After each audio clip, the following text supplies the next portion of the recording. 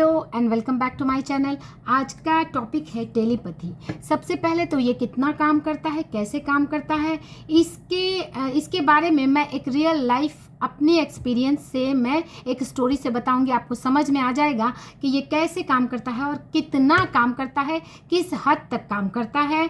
क्योंकि वैसे तो आप सुनते हैं बहुत ज़्यादा, लेकिन जब आप प्रूफ देखेंगे तब आपको यकीन हो जाएगा। मेरे बड़े भाई की तबीयत कुछ दिनों से कुछ वो हेल्थ में कंट्रास्ट आ रहा था।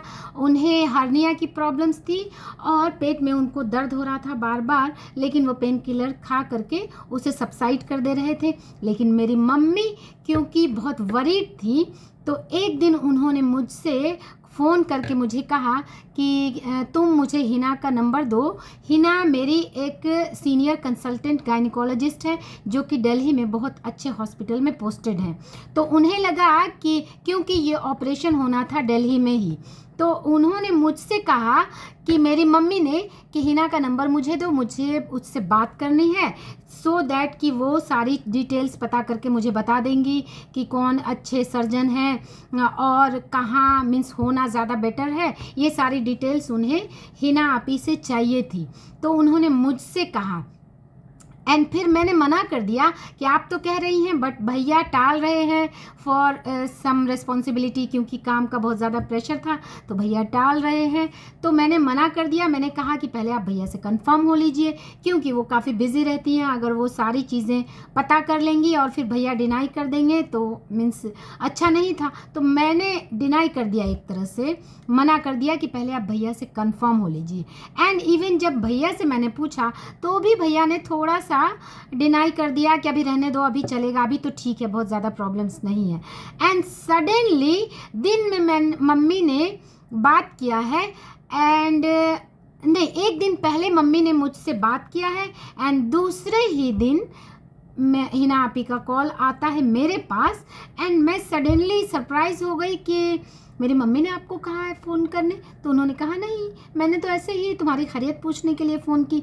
जबकि normally I think 6 months before मेरी उनसे बात हुई थी। नॉर्मली हम लोग कभी कभी ही बात करते हैं किसी ओकेज़न पे, क्योंकि वो भी बहुत ज़्यादा बिज़ी रहती हैं। तो नॉर्मली मैं ही उन्हें कॉल कर लेती हूँ लिटरली, एंड वो कभी कभार करती हैं क्योंकि वो बहुत ज़्यादा बिज़ी रहती हैं। She is a senior consultant gynaecologist. तो एंड लेकिन उस दिन वो बोली कि नहीं नहीं, ऐसे ही मुझे बस ऐसे ही बात करने का दिल किया मुझे। एंड देन लिटरली मैंने पूछा क्या मेरी मम्मी ने फ़ोन किया था? तो बोली नहीं, और उनका नंबर भी मेरे पास नहीं था क्योंकि मेरा फ़ोन से वो नंबर डिलीट हो गया था। मैंने फ़ोन नंबर चेंज किया तो पहले मैंने सोचा पता नहीं अननोन नंबर ये किसका है। एंड जब उन्होंने अपना नाम लिया और उन्होंने बताया, and literally I was shocked कि कल मम्मी मुझसे इतनी सीवियर डिज़ायर से, क्योंकि she was very much worried कि मुझे नंबर चाहिए, मुझे नंबर लगवाना है, मैं सब कुछ कर लूँगी। वो अगर टाल रहा है मेरे भैया के बारे में, वो तो मना कर रहा है तो करने दो, मैं हिना से बात करके सारी चीज़ें कंफर्म कर देती हूँ, मैं सब कुछ कर लूँगी, तो इसे जाना ही पड़ जाएगा। एंड लिटरली उनका फ़ोन आया एंड वो भी सरप्राइज़ हो गई कि क्यों, तुमको कुछ काम था क्या? तो मैंने कहा कि हाँ यस, काम तो है। लेकिन उन्होंने मुझसे रैंडमली कॉल कर लिया कि बस यूं ही खैरियत पूछने का दिल किया, मुझे तुमसे बात करने का दिल किया बस। वैसे नॉर्मली हम लोग यूं ही बात करने के लिए कॉल नहीं करते हैं, अनलेस के कोई इम्पॉर्टेंट ओकेज़न हो, कुछ बात करनी हो, तभी हम लोग एक दूसरे को बात करते हैं। और उनसे बात किए हुए तो आई थिंक 6 मंथ्स से ज़्यादा हो चुके थे। तो इस हद तक काम करता है टेलीपैथी कि मेरी मम्मी को सीवियर डिज़ायर थी कि उनका नंबर कहीं से मुझे मिल जाए। एंड लिटरली क्योंकि उनकी सीवियर डिज़ायर थी अपने बेटे को ठीक करने की, देन उन्होंने नंबर लगवा दिया और मेरे भैया वहाँ गए और सारी ट्रीटमेंट्स बहुत अच्छे से हो गई। इवन डॉक्टर ने ये कहा कि अगर कुछ देर हो जाता, कुछ ज़्यादा डिले हो जाता ट्रीटमेंट में, तो कोई बड़ी प्रॉब्लम्स भी आ सकती थी। तो यहाँ पे आप सोच सकते हैं कि वाइब्रेशन कितना स्ट्रॉन्ग काम करता है कि मेरी मम्मी की वो डिज़ायर की उन्हें किसी तरह से लगा कि नहीं अब अगर डिले हो जाएगा तो मे भी ज़्यादा प्रॉब्लम्स हो सकती है। तो शी वॉज एक वो बर्निंग डिज़ायर जो होती है ना, वो काम करता है। तो अब आपको समझ में आ गया होगा टेलीपैथी किस तरह से काम करती है, किस हद तक काम करती है। लेकिन क्वेश्चन ये आता है कि जब ये इतना इजी है तो हर जगह काम क्यों नहीं कर देता है। तो सबसे पहले मैं बता दूं, एवरीथिंग इज़ वाइब्रेशन। बताऊं क्या, ये सबको पता है कि everything is vibration, everything is frequency. आपके एक एक थॉट फ्रिक्वेंसी है।